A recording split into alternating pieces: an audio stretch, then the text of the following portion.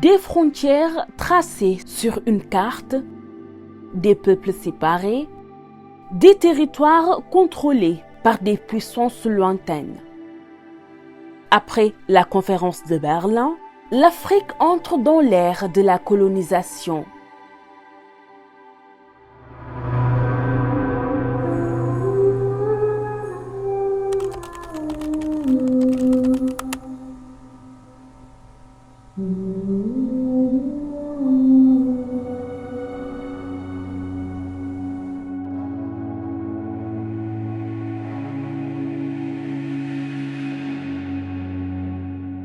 À partir de la fin du XIXe siècle, la majorité du continent africain passe sous domination européenne.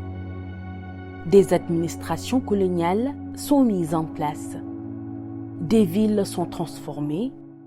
Des économies entières sont réorganisées pour servir les intérêts des puissances coloniales.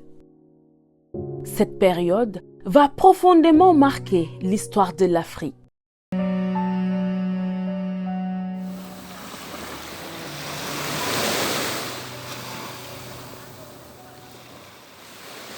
Après la conférence de Berlin, les puissances européennes établissent leur contrôle sur le terrain. Chaque empire met en place son propre système d'administration.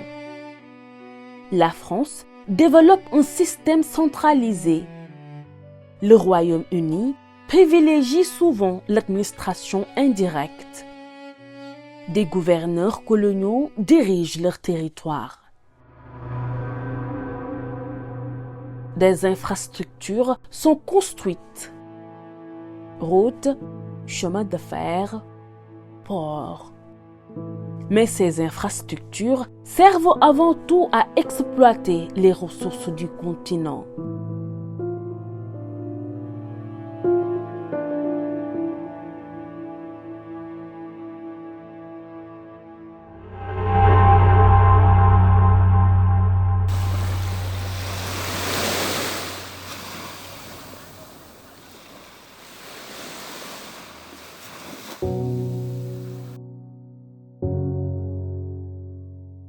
La colonisation transforme profondément les économies africaines. Les colonies deviennent des sources de matières premières. Cacao, arachides, cacahuètes, minerais. Les populations locales sont souvent contraintes de travailler dans ces systèmes économiques. Dans les villes coloniales, de nouvelles structures sociales apparaissent. Des écoles et des administrations sont créées.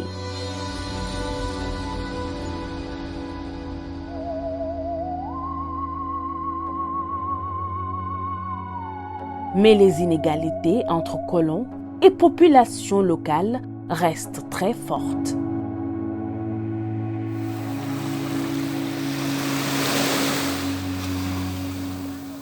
Malgré la domination coloniale, les résistances ne disparaissent jamais.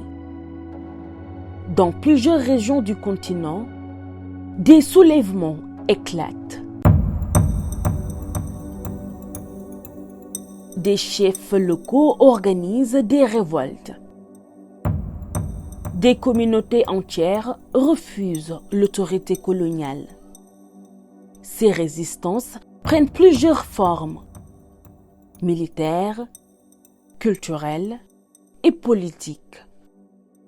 Elles vont progressivement préparer le terrain pour les mouvements d'indépendance du XXe siècle.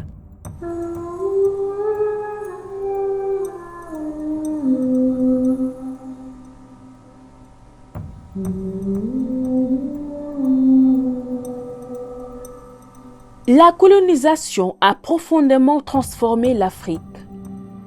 Elle a modifié les frontières, les économies et les sociétés. Mais malgré ces transformations, les peuples africains ont continué à lutter pour leur liberté.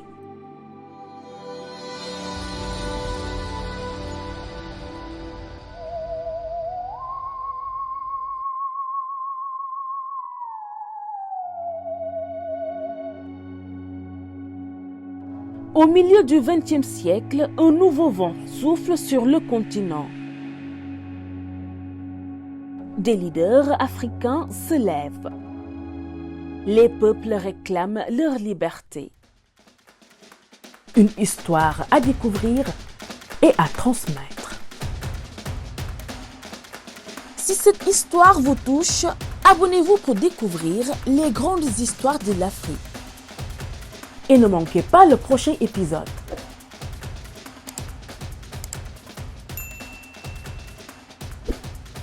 Prochain épisode, les indépendances africaines.